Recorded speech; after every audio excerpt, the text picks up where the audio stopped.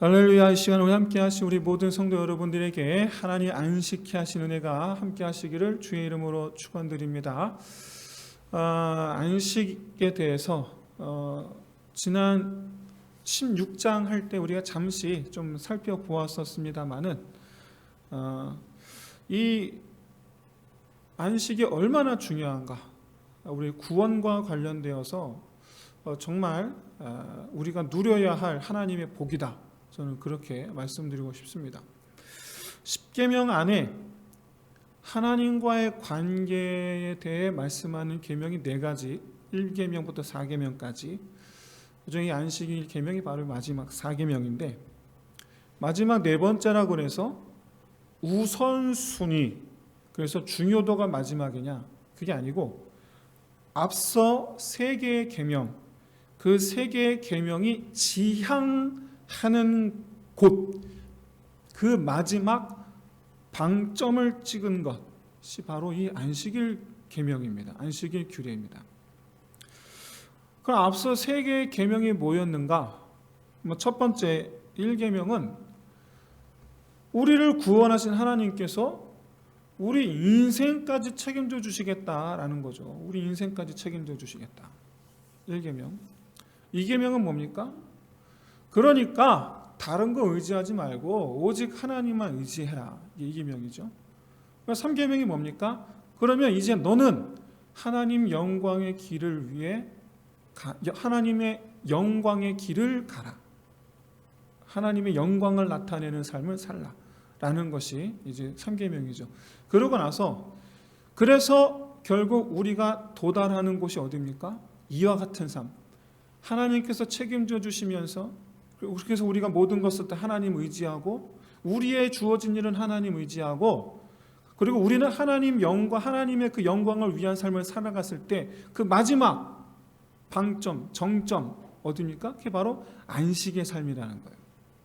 안식의 삶. 여러분, 이 4계명 안식일 규례 이미 말씀드렸던 것 같이 이미 주셨어요. 제일 먼저 모든 율법 중에 성경을 보니까 출애굽기, 레위기, 민수기, 신명기, 이게 율법서잖아요. 보니까 제일 먼저 주신 율법이 안식일 규례였더라고요. 여러분, 창세기 15장에 보시면 이스라엘이 홍해바다를 건너죠. 이때 그 감격을 주체치 못해서 흥분해서 이스라엘이 하나님을 찬송합니다. 그렇죠? 여러분, 수련회나 이런 데 갔을 때 은혜 받으면 얼마나 이렇게 이 감동이 있습니까? 주체치 못하는 감동, 기쁨이 있잖아요. 그런데 안타깝게도 그 감동이 딱 3일 갑니다. 딱 3일 갑니다. 올해까지도 석 달도 아니에요. 3주도 아니고 딱 3일 갑니다. 물이 없다고 원망을 쏟아내는 거예요. 하나님 어디 계시냐고. 그런 이들에게 하나님 하신 일은 그 썩은 물을 고치셨을 뿐만 아니라 심지어 나중에 이제 아예 오아시스로, 엘림이라는 곳으로 인도하시죠. 한동안 거기 머물러 있게 되죠. 그 다음은 마실 것 때문에 불평을 쏟았으면 이번엔 뭐 때문에? 먹을 것 때문에. 우리가 애굽에 있었더라면 고기를 먹었을 텐데, 이것은 거짓말이죠. 노예가 무슨 고기를 먹어요? 거짓말이에요. 그냥 하는 말이에요. 고기를 먹을 가능성이 애굽에는 있었다는 얘기죠. 근데 지금은 그럴 가능성 아예 없는 거예요. 왜? 그냥 광야 벌판이니까. 이 먹을 것 때문에 불평을 쏟아냈을 때 하나님은 만나와 메추라기를 보내시죠. 그러면서 이때 함께 주신 것이 바로 안식일 규례입니다. 그러니까 불평하는 이스라엘에게 그 불평의 그 문제를 해결해 주시면서 동시에 주신 게 안식일 규례라는 거예요. 그 안식일 규례는 이스라엘의 불평과 관련이 있어요. 이스라엘의 믿음과 관련이 있다는 얘기예요. 안식일 규례는. 표면적인 것은 이 출애굽기 16장의 안식일 규례의 표면적인 그 내용은 이 만나와 관련된 겁니다. 만나와. 그런데 그 내적인 내용은 그 속내죠. 그 속내는 먹고 사는 거 걱정하지 말고 하나님께서 주신 것으로 살라라는 거예요. 하나님께서 주신 것으로 살라. 왜죠? 이제 가나안 땅에 가면 내가 농사짓고 내가 가축 길러 내가 내 손으로 먹을 것을 쟁취하는 삶을 살게 될 거거든요. 그러지 말라는 거예요. 내가 줄 테니까 그러지 말라는 거예요. 그래서 안식의 의미는 얻으려고 수고하고 고생하는 삶이 아니라 주어진 것을 누리는 삶이고, 먹고 사는 문제, 인생살이 문제로 근심, 걱정, 염려가 없는 삶이 안식입니다. 이게 안식이에요. 여러분, 이런 이 안식에 관한 이 안식의 개념, 이 안식의 개념의 가장 완성본은 뭐냐? 하나님 품 안에 머물러 있는 것, 개념적으로. 안식이라는 개념이 바로 하나님 품 안에 머물러 있는 거예요. 이게 안식이에요. 그래서 안식하라라는 것은 하나님 때문에 만족하는 삶을 살라라는 거예요. 하나님 때문에 만족하는 삶을 살라. 이것이 바로 지난 시간 출애굽기 16장에서 만나와 관련하여 안식일 규례에 관하여 우리가 나눈 결론이었습니다. 하나님이면 충분합니다.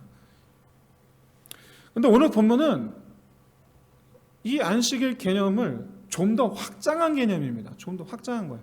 하나님이면 충분합니다. 즉 하나님 품 안의 삶, 이 개념을 좀 더 확장. 주신 것을 받아 누리는 수동적인 개념이죠. 수동적인 개념에서 이번에는 한 걸음 더 나아가 확장하여 주신 것을 받아 누리는데 가만히 서서 받아 누리는 것이 아니라 이번엔 우리가 적극적으로 그것을 찾아 누리는 좀 능동적인 개념으로 나아가야 합니다. 이게 바로 오늘 본문의 4계명 안식일 규례의 핵심이에요. 능동적으로 내가 안식을 찾아 누리는 것. 그럼 뭐냐? 어떻게 해야 되는 거냐? 우리가 오늘 본문에 보시면 9절 10절 보시면 엿새 동안 힘써 내 일을 하라라고 말씀하고 있어요. 그리고 일곱째 날은 아무 일도 하지 마라 라고 말씀하고 있어요. 우리는 이 말씀을 그래서 오늘날 우리 그리스도인들이 이해하기를 어떻게 받아들이냐면 엿새 동안 직장생활이죠. 직장생활 피우면서 자기 일을 열심히 하고 일곱째 날 우리는 이제 안식이 원래 토요일인데 우리는 주일로 지키잖아요. 그래서 주일은 온전히 예배 드리는 날, 예배에 집중하는 것, 이렇게 우리는 이해하고 있습니다. 이 4계명에 대해서 엿새 동안 힘써 일하고 일곱째 날은 쉬라, 이 말에 대해서, 이 말씀에 대해서. 이게 틀린 말은 아닌데 여기에는 한 가지 문제가 있습니다. 바로 뭐냐면 엿새 동안 자기 일을 열심히 하라라는 이 의미와 앞서 말씀드린 10계명, 1, 2, 3계명 속에 담겨있는 하나님의 뜻이 부딪히죠. 여러분 10계명의 1, 2, 3계명의 내용이 뭡니까? 말씀드렸다시피 하나님께 다 맡기는 거예요. 그리고 우리는 하나님의 영광을 위하여 사는 거예요. 이게 1, 2, 3계명이에요. 지금까지 하나님께서 1, 2, 3계명을 통해서 네 일은 나한테 맡기고 네 인생은 내가 책임질 테니까 나한테 맡기고 너는 내 영광을 위하라 라고 말씀해 놓고서는 그런데 엿새 동안 네 일을 힘써 일해라. 여러분 이게 말이 됩니까? 말이 안 되잖아요. 여러분 하나님의 영광의 길로 가야 한다라는 걸 뭘 말하는 게 어떤 의미입니까? 우리 먹고 사는 문제에 매달리지 말고 하나님의 계획에 동참하는 삶을 살라는 거죠. 하나님의 계획에 동참하는 삶을 살라. 그럼 하나님의 계획이 뭡니까? 이걸 먼저 파악을 해야 되겠죠. 다시 말씀드리지만 이 4계명은 힘써 6일 동안 자기 일을 힘써 일하라라는 것은 먹고 사는 문제에 매달려 살라라는 말씀이 아닌 거예요. 자기 일에 힘쓰라는 말씀은 그게 아닌 거예요. 6일 동안 하나님의 영광을 위하여 일을 하는 거예요. 따라서 오늘 9절에서 엿새 동안 네 모든 일을 행하라라는 말씀은 사실상 모든 직업을 하나님께서 주신 것, 하나님으로부터 주어진 일이라는 관점에서 사명으로 받아야 한다라는 관점과, 그리고 그 모든 일이 하나님께서 하시는 일, 하나님을 위한 일이 되게 하라가 된다라는 거죠. 이를 위해서 우리에게 주어진 직장 일에 대해서 우리는 어떤 태도를 취해야 되는가를 결정해야 됩니다. 보통은 내가 성과를 내기 위해서, 주어진 일을 완수해서 성과를 내기 위해서 우리가 온 힘을 다하죠. 왜? 성과를 내야지 인정을 받고 뭐 승진도 하고 우리 미래가 보장되고 하니까. 만약에 우리가 성과를 내지 못하면 내일 일을 알 수가 없죠. 이제 불안해지는 거예요. 그런데 말이죠, 성경은 뭐라 말씀하는가? 모든 일은 다 주님께 맡기라. 시편 37편 5절에서 이렇게 말씀합니다. 내 길을 여호와께 맡기라. 그를 의지하면 그가 이루시고. 여기 실제적인 거예요. 지금 내게 주어진 일을 하나님께 맡기면 하나님께서 이루신다라는 건 실제적인 일이에요. 베드로전서 5장 7절에서 뭐라 말씀합니까? 너희 염려를 다 주께 맡기라. 그가 너희를 돌보심이라. 우리는 내일 일을 근심하거든요. 근데 이미 하나님은 다 아시는 거예요. 이미 다 예비하시고 은혜를 예비하시고 피할 길을 이미 준비해 놓으셨고, 그거 이렇게 되면 어쩌지? 저렇게 되면 어쩌지? 근데 걱정할 이유가 없는 거예요. 하나님은 우리를 돌보시는 자 이미 다 준비하고 계세요. 잠언 16장 3절 보십시오. 너희 행사를 여호와께 맡기라. 그리하면 그가 네가 경영하는 것이 이루어지리라. 하나님께 맡겨야지 하나님께서 내가 경영하는 것을 하나님께서 이루신단 말이에요. 여러분, 직업적으로 주어지는 이 모든 일들을 하나님께서 공급하시는 능력으로 감당할 것과 더불어 모든 성과를 하나님께서 이루시리라 라는 것을 믿는 믿음으로 하나님께 맡겨야 된다라는 것을 의미합니다. 실제적으로 우리가 삶 속에서 우리가 피부로 느낄 수 있는 부분들이죠. 아마 여러분 다 체감하셨을지도 모르겠어요. 체감하셨어야죠. 사실은 여러분, 육체적인 일부터 시작해서 머리로 아이디어를 창출해야 하는 정신적인 노동에 이르기까지 우리는 모든 일에 하나님께 도우심을 구할 때 실제적인 하나님의 도우심을 맛볼 수가 있습니다. 하나님의 이 간섭하심은 직장이라는 이 환경 속에서 만나는 모든 만남 가운데에서 하나님의 간섭하심을 볼 수가 있고, 내가 만들어낸 결과물, 거기서 우리가 하나님께서 하셨습니다라고 인정할 수 있죠. 인정할 수 있게 되겠죠. 그 모든 직장이라면서 내가 평소 모든 과정 중에 그렇게 하나님을 도우심을 구하며 살아왔을 때 우리는 결과적으로 지나고 난 다음에 깨닫게 되죠. 여기까지 하나님께 나를 인도하셨구나. 여러분, 조금 더 이것을 확장하면 우리 인생 전체에도 동일하게 적용할 수가 있습니다. 하나님은 내 앞길을 인도하시고 내 걸음을 지도하시죠. 물론 내가 예상치 못한 길을 가게 될 수도 있어요. 또 예상치 못한 도움을 받을 수도 있어요.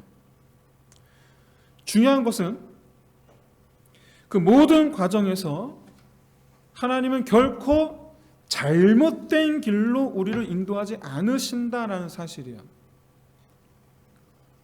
실제적으로는 불만족스러울 수 있어요.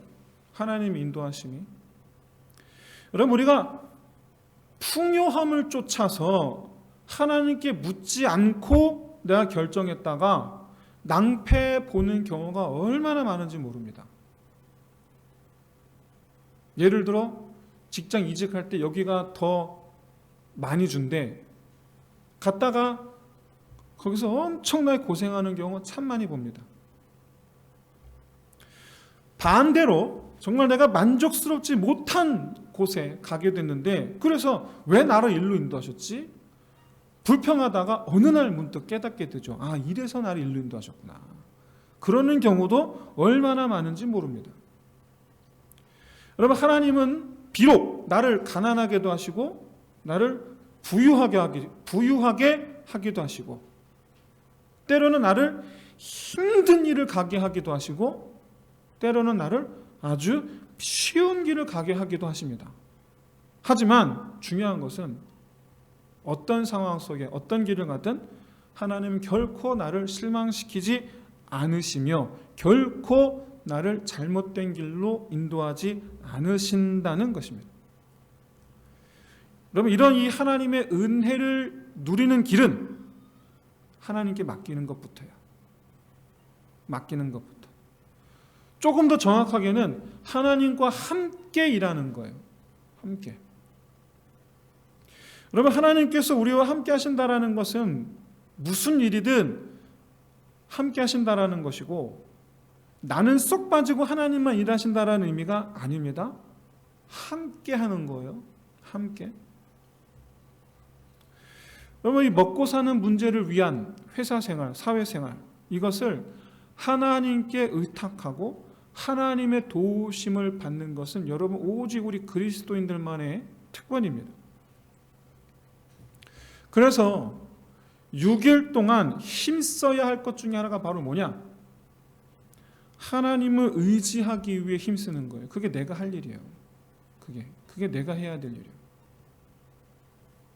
아시다시피 우리 본성은 내가 하고 싶은 대로 해야지 속이 시원하고, 나한테 유익이 돼야지 만족하고, 그렇기 때문에 하나님의 그 인도하심이 불만족스러울 수도 있고 내 생각대로 안 해준다고 이 시험에 빠질 수도 있기 때문에 하나님 의지하지 않으려고 하죠.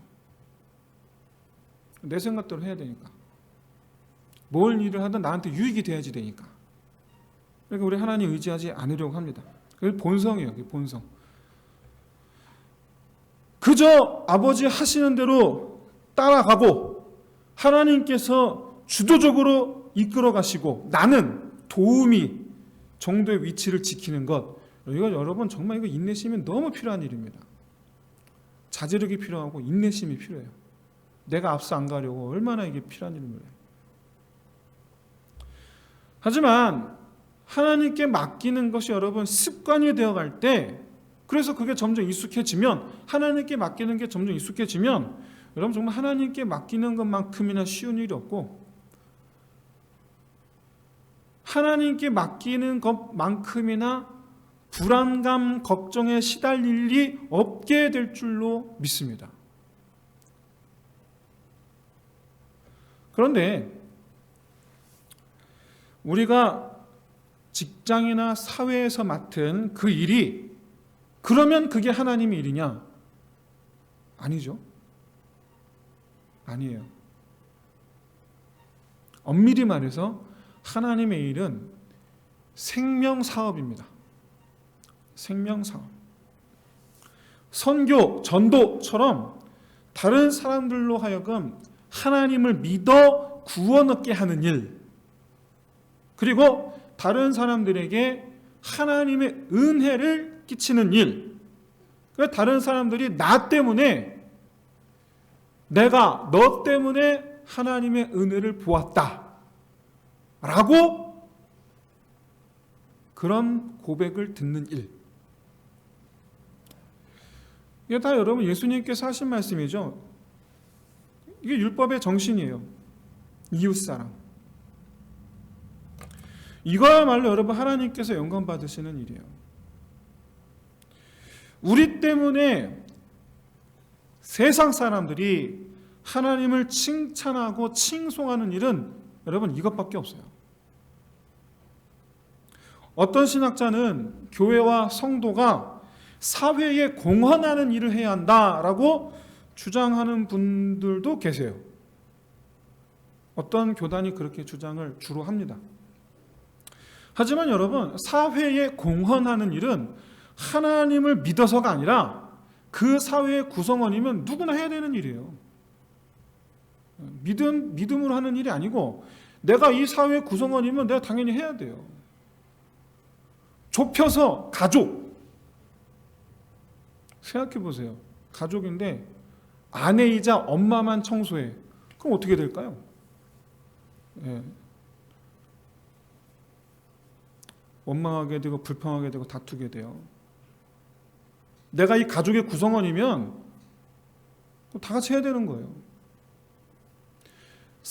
내가 사회의 구성원이기 때문에 사회에 내가 공헌하는 것이지 믿음이 있어서 사회 공헌하는 게 아닙니다. 세상에 하나님을 칭송하는 일은 위로하는 이 곁에 있어주고 우울증에 걸린 일 혼자 놔두지 않고 내 시간 쪼개서 같이 있어주고 틈만 나면 불러서 위로해주고 가난하니 작지만 코 한쪽으로 나눠 먹고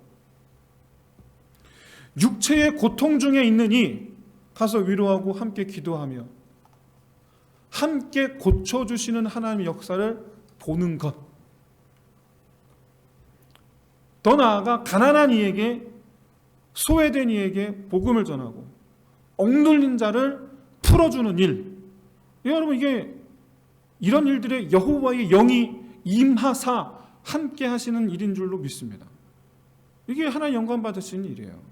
이사야 61장 1절에서 이렇게 말씀합니다. 주 여호와의 영이 내게 내리셨으니 이는 여호와께서 내게 기름을 부으사 가난한 자에게 아름다운 소식을 전하게 하려 하심이라. 나를 보내사 마음이 상한 자를 고치며 나를 보내사 포로된 자에게 자유를 주시며 나를 보내사 갇힌 자에게 노임을 선포하게 하시며. 나한테 하시는 일, 나를 통해 하시는 일이에요. 에스겔서 33장 11절에 이렇게 말씀합니다. 너는 그들에게 말하라. 주 여호와의 말씀이니라. 나의 삶을 두고 맹세하노니 나는 악인이 죽는 것을 기뻐하지 아니하고 악인이 그의 길에 돌이켜 떠나 사는 것을 기뻐하노라. 하나님께서 기뻐하시는 일은 돌이키게 하는 일이에요. 가장 기뻐하시는 일이에요. 누가복음 7장 22절에서 말씀합니다. 예수께서 대답하여 이르시되 너희가 가서 보고 들은 것을 요한에게 알리되 맹인이 보며 못 걷는 사람이 걸으며 나병 환자가 깨끗함을 받으며 귀먹은 사람이 들으며 죽은 자가 살아나며 가난한 자에게 복음이 전파된다 하라. 예수님께서 하신 일, 우리 주님께서 하신 일, 바로 아버지께서 가장 원하셨기 때문에 아들을 보내사 이 세상에서 행하신 일, 소외된 자들을 돌보는 일이야말로 아버지의 뜻에 동참하는 것이고 아버지 영광을 나타내는 일인 줄로 믿습니다. 바로 우리 이웃으로 하여금 생명 얻게 하는 일이에요. 이웃으로 하여금 생명 얻게 하는 일. 범사 우리가 해야 되는 일이에요. 6일 동안 힘써 해야 되는 일이에요. 하지만 바빠서 못하는 일이에요. 매일이 바빠서. 내 일에 매여서 못하는 일들이에요.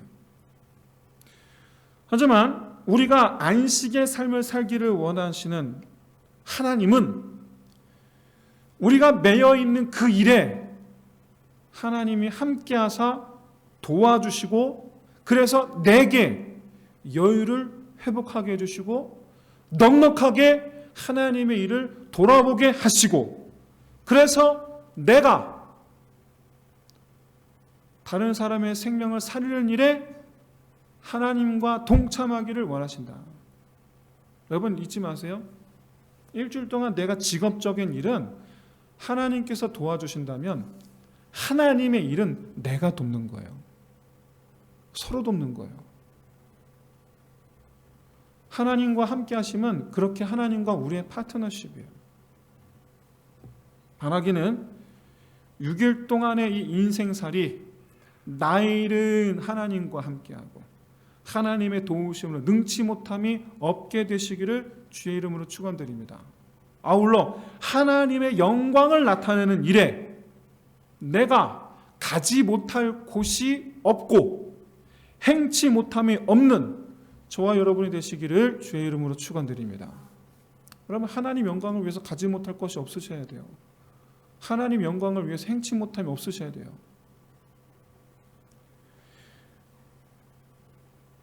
이렇게 6일 동안 하나님의 일에 힘쓴 우리는 이제 7일째 그 모든 일을 내려놓고 온전히 하나님을 예배하며 우리 심령에 부어주시는 성령의 충만함을 입어야 됩니다. 안식일을 보내야 됩니다. 앞서 말씀대로 이것은 우리가 하나님 품 안에 머무는 걸 뜻해요. 하나님, 여러분 예배 시간에 예배를 드리는 것은 내가 하나님 품 안에 안기는 걸 뜻하는 거예요. 우리가 하나님께서 그리스도를 통하여 주신 그 생명의 그 은혜를 누릴 수 있어야 되는 거예요. 그것은 바로 아버지가 내 아버지라 이 감격을 누리는 것과 똑같아요. 제가 여기 설교 원고는 넣지 않았는데 며칠 전에 지난주에 아는 권사님이 최장암 판정을 받았다고 해서 가서 제가 같이 기도해 드렸습니다. 그런데 일주일 뒤에 연락이 왔어요. 삼성병원, 서울대병원, 인천길병, 인천이시거든요. 인천길병원에서 먼저 최장암 판정받고 삼성 서울병원 가서 또 최장암 판정받고 서울대병원 와서 또 최장암 판정받은 거예요. 사진으로. 그래서 서울대에서 수술하기로 하고 조직검사를 시행을 했습니다. 그랬는데 또 이제 서울대면 또 사진 찍었는데 퍼졌네요 그러더라는 거예요. 그 다음 주에 조직검사 하겠습니다. 10일 뒤에. 그 사이도 많이 퍼질 거 아니에요. 얼마나 근심이 되겠어요. 그렇게 근심 속에 기도하다가 서울대가 조직검사 했는데 한 군데 두 군데 암이 아니고 염이라더라는 거예요. 췌장염. 오진 난 거죠. 세 군데서나. 그때 권사님이 아니라 그 장로님이죠. 남편 대신 장로님이 딱 그렇게 하시더라고요. 하나님이 정말 내 아버지지. 그러면 아버지의 사랑을 누릴 수 있는 저와 여러분 되시기를 진심으로 소원합니다. 아버지 사랑. 정말 그가 내 아버지라. 여러분 바라기는 이와 같이 실질적으로 6일 동안 직장생활을 하지 않습니까? 그래서 주일날 와서 예배를 드려요. 이 시간이 여러분 이와 같이 이 아버지의 사랑을 회복하는 이 시간 될 수 있으시기를 주의 이름으로 축원드립니다.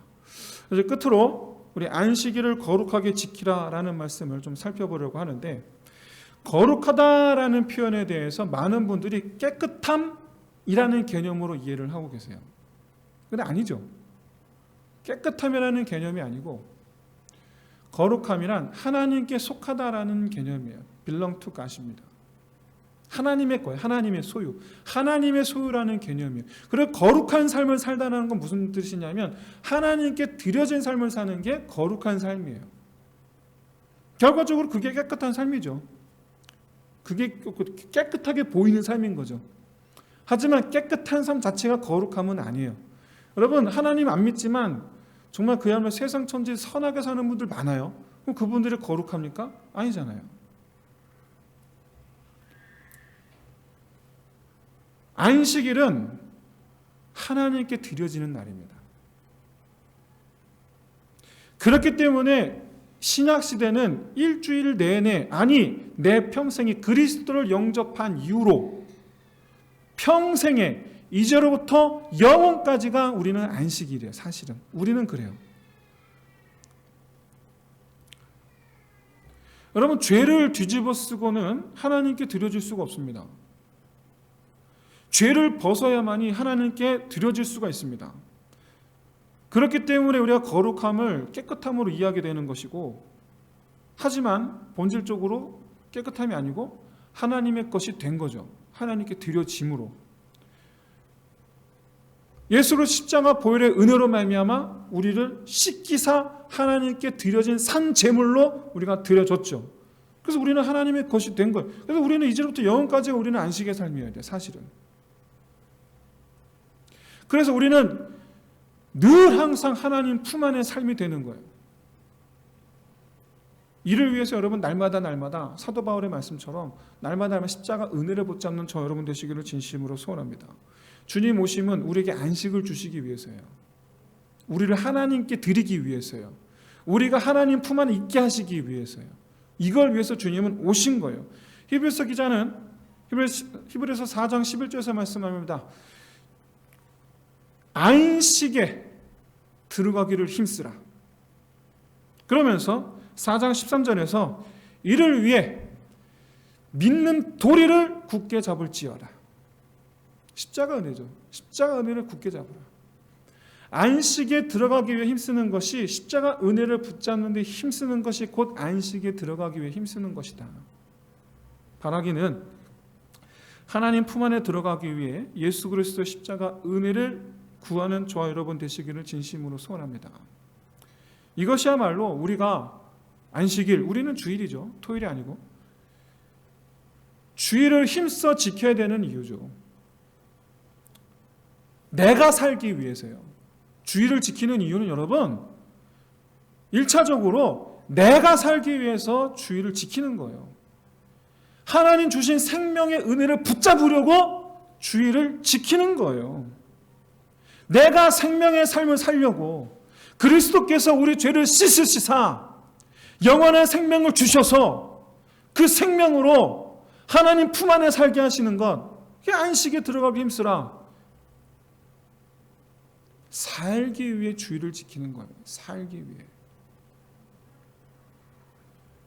안식은 생명을 누리는 것입니다.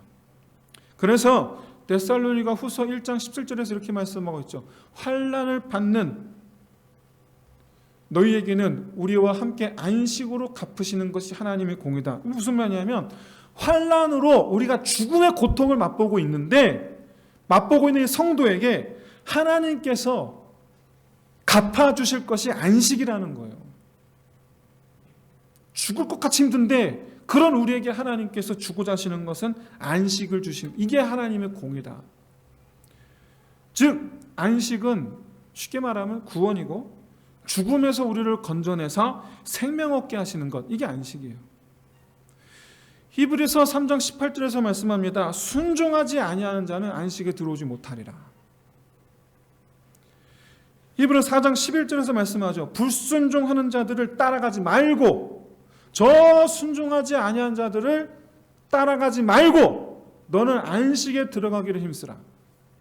여러분, 우리 자신이 생명의 은혜를 누리는 것, 여러분 그게 바로 그 자체가 여러분 안식입니다. 하나님의 법에 순종할 때 안식에 들어갈 수가 있어요. 왜? 불순종은 죄니까. 죄를 뒤집어 쓰고 어떻게 안식에 들어갑니까? 놀랍게도 여러분, 이 영원한 안식을 누리게 될 날이 여러분 얼마 안 남았습니다. 얼마 안 남았어요. 바라기는 여러분 이 영원한 안식을 바라보면서 이 땅에서 생명의 은혜 아래 있기를 힘쓰는 저와 여러분 되시기를 진심으로 소원합니다. 이를 위해서 그리스도 십자가 은혜를 붙잡으시고 그 은혜를 나누는 자 되시기를 진심으로 소원합니다. 여러분 말씀을 정리하겠습니다. 여러분 4계명의 핵심은 먹고 사는 문제 때문에 생명을 잃어버리는 일이 없어야 한다라는 거예요. 6일 동안 먹고 사는 문제, 그런 세상 일은 하나님 의지하여 완전하게 도우시는 하나님의 능력으로 우리가 행하고 우리가 또 우리는 하나님의 영광을 위하여 그래서 다른 사람에게 하나님 은혜, 생명의 은혜를 나누는 일에 온 힘을 다하고 7일째 어떻게 합니까? 7일째는 내가 그 생명을 내가 누리는 거죠. 이건 구약이에요. 구약이에요. 구약은 그렇게 6일과 7을 나눴어요. 근데 우리 신약은 어떻습니까? 그게 아니죠. 우리 신약은 이제로부터 영원까지 매일매일이 예배자의 삶이 되어야 될 줄로 믿습니다. 매일매일이 내가 생명의 은혜를 누리는 날이 되어야 될 줄로 믿습니다. 매일매일이 다른 사람에게 생명의 은혜를 나누어 주는 삶이 되어야 될 줄로 믿습니다. 근본적으로 사계명은 옛날에 우리 그런 시 있었죠. 왜 사냐건. 그랬더니 시인이 뭐라고 말합니까? 스스로 답하기를 그냥 웃지요. 그랬잖아요. 우리 근데 그리스도는 그게 아니에요. 왜 사냐고 묻는다면 생명을 위해서 삽니다. 나 자신의 삶과 내 삶의 지경이 안식이 되기 위하여 삽니다. 나 자신이 생명의 은혜로 살고 나와 관계된 모든 이들에게 생명의 은혜를 나누어주는 삶을 삽니다. 그래서 사계명은 인생의 목표예요. 어떻게 사느냐, 어떻게 살아야 되느냐에 대한 말씀이에요. 사랑하는 성도 여러분, 예배의 감격을 소원하시기를 바랍니다. 찬송 중에 거하시는 하나님 만나기를 소원하기를 바라고, 듣는 말씀 중에 위로와 힘을 얻으시기를 바라고, 물론 때로는 채찍질의 말씀도 있을 수 있어요. 하지만 그런 말씀들로 인해서 나 자신을 다시 새롭게 닦아내고 깎아내고 새롭게 됨을 얻는, 이전 것은 지나갔으니 새 것이 되는 이 은혜, 그래서 그렇게 예배자가 되어 하나님을 기쁘시게 하고 나는 생명의 은혜를 누리는 그런 저와 여러분 되시기를 주의 이름으로 축원드립니다. 여러분, 우리 인생 자체가 안식일이 되어야 될 줄로 믿습니다. 그런 의미에서 사계명에 대한 구약적 해석이 아니라 신약적 해석, 새로운 신약적 해석은 말씀드린 바와 같이 나와 내 이웃이 생명 얻는 것, 그런 인생을 사는 것, 이를 위해서 범사, 내 삶의 지향점이 나의 유익이 아니요 하나님의 법을 이루는 일이 되기를 진심으로 소원합니다. 다른 사람에게 생명을 나눠주는 일에 관한 계명이 바로 5계명부터 10계명이에요. 우리가 그걸 살펴볼 터인데, 내 삶의 지향점이 어디 있느냐, 그렇게 해서 이처럼 범사에 하나님의 법을 행함으로 이웃이 나로 말미암아 생명을 얻고 나 자신이 예배자 되어 하나님 은혜 안에서 충만케 하시는 그 성령의 역사로 살아가는 저와 여러분 다 되시기를 주의 이름으로 축원드립니다. 이를 위해 이 시간 우리 함께 기도합시다. 먼저 세상 일, 세상 일이라고 말하고 있지만 우리 먹고 사는 문제로 인하여 우리가 감당해야 되는 모든 일, 그 일이 하나님과 동행하며 함께하기를, 하나님의 도우심 능치 못한 없게 되기를. 두 번째로 나는 하나님을 위해 생명의 은혜를 나누어주는 삶이 되기를. 마지막으로 참된 예배자가 되어서 그렇게 날마다 맞이하는 제7일의 삶을 살아가는, 안식일의 삶을 살아가는 그런 우리 삶이 되기를 위해서 우리 함께 기도하겠습니다. 할렐루야. 하나님 아버지, 이 시간 주님 주신 말씀 붙잡고 하나님 나아갑니다.